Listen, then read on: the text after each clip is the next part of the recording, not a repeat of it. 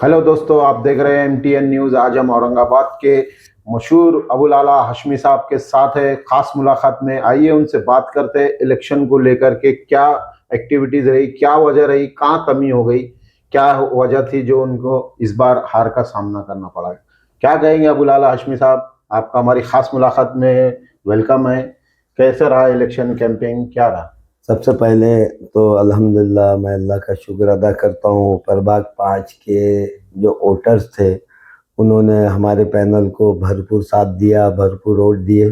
करीब हमारे पैनल को 6,000 से लेके 7,500 तक वोट मिले। तो इससे जाहिर होता है कि जनता की कितनी बड़े पैमाने पर बेचैनी थी और उन्होंने हमें वोट दिया। उन सब का मैं शुक्रिया अदा करता हूँ और आगे इस प्रभाग में जो है खिदमत का काम इंशाल्लाह हमारा जारी रहेगा।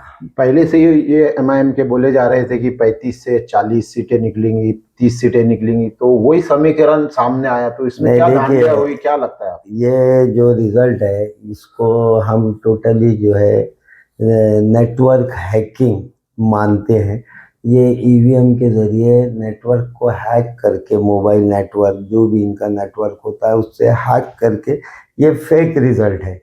ये डेमोक्रेसी का जो है ये कत्ल है और हम नहीं मानते इन रिजल्ट को सही। और यहाँ तक कि मैं आपको बोलता हूँ कि जो हमारे अगेंस्ट में जो उम्मीदवार थे मजलिस के, उनको आप जाके पूछो कि उन्होंने इतने वोट लिए क्या, तो वो भी आपको उनका ज़मीर अंदर से गवाह देगा कि इतने वोट। हाँ, 1,000 और 2,000 का अगर डिफरेंस होता तो हम मान लेते थे। 10-10 हजार की लीड, और वो भी सभी को मिलना बोले तो ये तो पॉसिबल ही नहीं था। नहीं, ये बीजेपी के साथ मिलकर जो है ये पूरा जो है नेटवर्क हैकिंग के ज़रिए किया गया रिजल्ट है और हम इसको फेक रिजल्ट मानते हैं।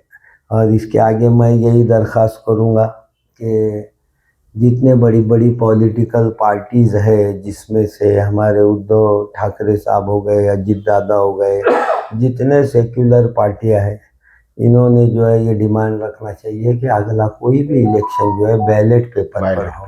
अगर बैलेट पेपर पर होगा तो ही डेमोक्रेसी जो है यहाँ पर इस्टेब्लिश्ड होगी। ये उसी तरह जैसे यूपी बिहार में पहले हुआ करता था बूथ कैप्चरिंग, ये कि बोगस वोट डाल देना या बूथ को कैप्चर कर देना, वो पुराने ज़माने का तरीका था। अब ये जो है आप वापिस ये नया नया दौर है और ये नेटवर्क और ऑनलाइन का दौर है, तो इसका जो है ये नया कॉन्सेप्ट है। ईवीएम हैकिंग हो जाता है। ईवीएम हैकिंग ये नया कॉन्सेप्ट है। ये टेक्नोलॉजी का यूज कर कर जो है ये बूथ कैप्चरिंग ही का नया जो है टाइप है।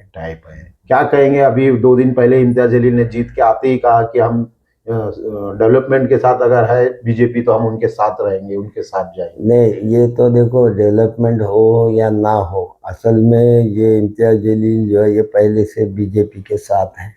और ये जो आज औरंगाबाद का रिजल्ट आया, अजित दादा का जो है जीरो कैंडिडेट है। आप बोलो मुझे ये पॉसिबल है क्या? मुख्यमंत्री है वो, ये उप मुख्यमंत्री है, मराठा समाज इतना बड़ा यहाँ मौजूद है, उनके साथ ओबीसी समाज है, उसके बावजूद उनकी 0 सीट आना ये अननेचुरल और फेक रिजल्ट है। तो हम इस रिजल्ट को नहीं मानते। और रही बात इम्तियाज जलील की, तो उन जो है 30-33 उनकी सीट आके जो है जिस तरह से वो अपना यूँ ठोक रहे हैं, तो मैं इस आदमी को बिल्कुल बोगस आदमी मानता हूँ। इस लिहाज से कि भाई 33 सीट ईवीएम के जरिए आ जाना, तो ये इसका ये मतलब नहीं कि उनके ज़रिए जो गलतियां हुई और जो करप्शन हुआ और जो उन्होंने अपने कार्यकर्ताओं के साथ फ्रॉड किया है ना, तो वो खोखलापन उनके अंदर मौजूद है। वो अपने ज़मीर से पूछे कि वो उनके अंदर खोखलापन है या नहीं है। और एक खासदार और आमदार रहे हुए आदमी को इलेक्शन किया, कैंपेन के टाइम देखो ना, लोगों ने उनको धक्के दिया, गालियां दी, उनके आंग पर गए। तो एक अच्छा लीडर इस तरह नहीं होता, बल्कि उनकी चाहत होती। यहाँ तक कि वो रोडों पर घूम नहीं सके, उनके अंदर एक डर और एक खौफ था।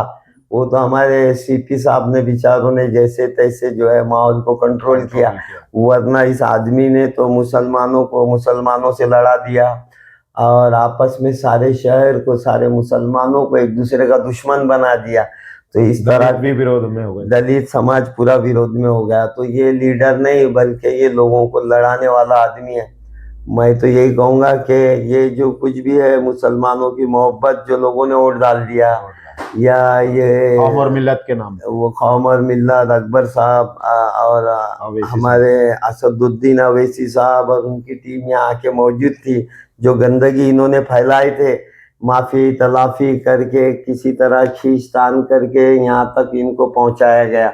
वरना अगर पर्सनल लेवल पर अगर इम्तियाज जलील की बात की जाए तो इसने शहर में इंतशार पैदा किया, नौजवानों में झगड़ा पैदा किया, है ना, लोगों के अंदर बदअमनी पैदा की। और अब्दुल वाहिद अवैसी, असद अवैसी, अकबर अवैसी की सारी मेहनतों को इसने यहाँ पर बेचा। तो मैं इस आदमी को बिल्कुल खोखला और हल्का मानता हूँ, इस लिहाज से, सियासी लिहाज से इनको कोई तजुर्बा नहीं है। और मजलिस इत्तेहादुल मुस्लिमीन को आगे भी जो है इस आदमी से खतरा है। अगर मजलिस इत्तेहादुल मुस्लिमीन असद साहब मानते हैं कि इतनी मजबूत है, तो इम्तियाज जलील के बारे में इन्होंने एक मजबूत फैसला करना चाहिए। इतनी कमज़ोर और इतने नॉन प्रैक्टिकल आदमी के हाथ में उन्होंने ये क़यादत नहीं रखना चाहिए। आप वो शहर हो चुका है, आप जिला परिषद और पंचायत समिति इलेक्शन शुरू, अभी आप देखो जिला परिषद में ये आदमी का नेचर कुछ बदलने वाला नहीं है, इसकी फितरत बदलने वाली नहीं है।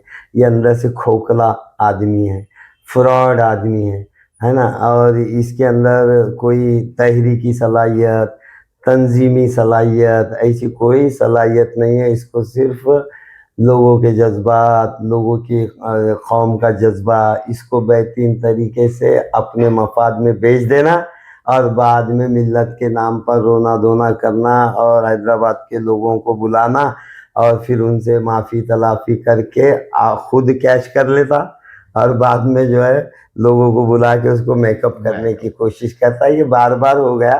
ये मुझे नहीं, अभी आप देखना जिला परिषद के टिकट वाटप में भी सेम लोगों के साथ ये धोखा करेगा। क्या कहेंगे आवाम ने जो आपको इतना प्यार दिया, इतना नवाजा, इतने वोट मिले, जो रियल वोट मिले, आपको क्या लगता है? नहीं, हमारे पूरे वोट रियल है, एक भी वोट बोगस नहीं है। अपोजिशन ने वोट बोगस किया, पैसों का वाटअप किया, ईवीएम हैकिंग है, इन सब के जरिए उनके वोट। लेकिन फिर भी मेरा बोलना आखिर में यही है कि जो हमारे अगेंस्ट में मजलिस के उम्मीदवार चुनकर आए, तो मैं उनसे यही दरख्वास्त करूंगा, चलो तुम्हारी तकदीर में था, तुम चुन के आ गए। और हमारा असल में मेन ऑब्जेक्ट तो हमारा अभी बाकी है कि प्रभाग नंबर 5 का डेवलपमेंट होना चाहिए। और प्रभाग नंबर 5 के जो मसाइल है, जैसे खाम नदी की दीवार बनना चाहिए, वहाँ पर जो आरिफ कॉलोनी का ग्रीन जोन का, ब्लू लाइन का, रेड लाइन का जो मसला है वो हल होना चाहिए। और पूरे प्रभाग के अंदर जो है पानी का जो मसला है, तो सबको जो है पानी रोज़ मिलना चाहिए। इन मसाइल के इनका हल जो है ज़रूरी है और ये सारे काम होना चाहिए। आरिफ कॉलोनी का जो ग्रीन जोन का मसला है वो हल होना चाहिए, उसके बाद पानी के मसाइल हल होना चाहिए। तो चुनकर आने वाले उम्मीदवारों से हमारा झगड़ा नहीं है, उन्होंने प्रभाग के जनता की डेवलपमेंट के लिए मेहनत करना चाहिए। अगर उनको कहीं लगता है डेवलपमेंट के लिए हमारी कहीं ज़रूरत है, अगर उनको महसूस होता है, हम तो काम करेंगे, लेकिन उनको महसूस होता है तो डेवलपमेंट के मुद्दे पे हम ज़रूर उनका साथ भी देंगे और हमारी नेक ख्वाहिशात उनके साथ हैं। जनता को क्या मैसेज देंगे? जनता से हमारा यही मैसेज है कि आपने जो वोट दिया, भरपूर वोट दिया, और उस वोट की वजह से हमें ये नज़र आया कि यहाँ पर किसी की कोई लाट नहीं थी। जो रिज़ल्ट आया वो फेक रिज़ल्ट है। कोई बात नहीं, उसमें लीगली क्या हो सकता है हम देखेंगे, कानूनी क्या हो सकता है। और एक मालेगांव की इस्लाम पार्टी ने भी जो है काफ़ी सीटें वहाँ पर लेकर आई है। तो औरंगाबाद की मुस्लिम आवाम का कहना है कि इस तरह का जो इम्तियाज जलील का बिहेवियर है, तो जितने लोग नाराज़ है, चाहते हैं कि पॉजिटिव आगे बढ़े सियासत के अंदर, तो इस्लाम पार्टी को औरंगाबाद में लाने की जो है यहाँ पे बहुत चहमे गोइयाँ हैं, बहुत लोगों की राय आ रही है, उस पर भी अब हम इंशाल्लाह गौर करेंगे। तो ये थे हमारे साथ समाज सेवक अबुल आला हाशमी साहब, जिन्होंने कहा वोटरों ने हमें भरपूर वोट दिया और जो भी हुआ ये ईवीएम हैक करके वोटिंग हुई है, वरना रिजल्ट कुछ और होता। हमें भी ऐसी उम्मीद है कि आने वाले वक्त में अबुल आला हाशमी ने कहा कि ये बैलेट पेपर पे वोटिंग होना चाहिए, ईमानदारी से जो रिजल्ट आएगा कि उसमें कैसा है, बैलेट पेपर में कोई हैक करने का शॉट नहीं होता है, जो भी होता है वो पेपर पे वोटिंग होती है। तो हमारी भी ऐसी आने वाले वक्त में गवर्नमेंट से उम्मीद है कि वो बैलेट पेपर पे वोटिंग कराए, ताकि जो सही उम्मीदवार है वो चुन कर आए, ना कि जो पीछे से आए, जो पैराशूट से उतरे ऐसे उम्मीदवार चुन कर आए। ऐसे